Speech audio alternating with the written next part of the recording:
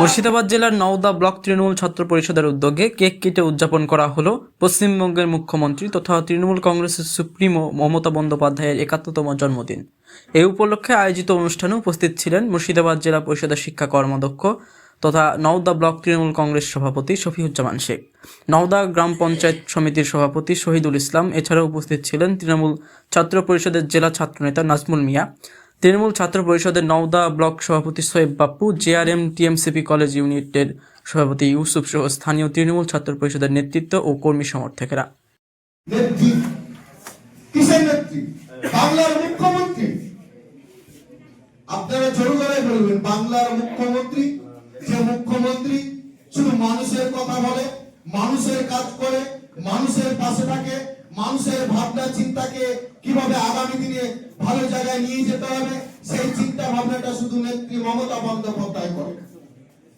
আপনারা কোনদিন ভেবেছিলেন এখানে অনেক অভিভাবকরা আছে, শিক্ষকরা আছেন, তারাও একসময় বামফ্রন্ট আমলে তারা চাকরি করে এসেছে, তারাও স্বপ্নে ভাবতে পারেনি।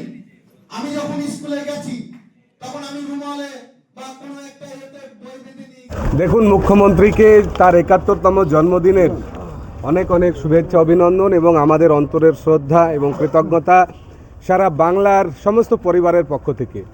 আমরা নওদা ব্লক তৃণমূল কংগ্রেস আজকে ধন্য যে আমতলা যতীন্দ্র রাজেন্দ্র মহাবিদ্যালয়ের ছাত্ররা এবং আমাদের ছাত্র ইউনিট নওদা ব্লক টিএমসিপি তাদেরই উদ্যোগ এবং ব্যবস্থাপনায় এই জন্মদিন অতি উৎসাহে এবং সাড়ম্বরে পালিত হচ্ছে।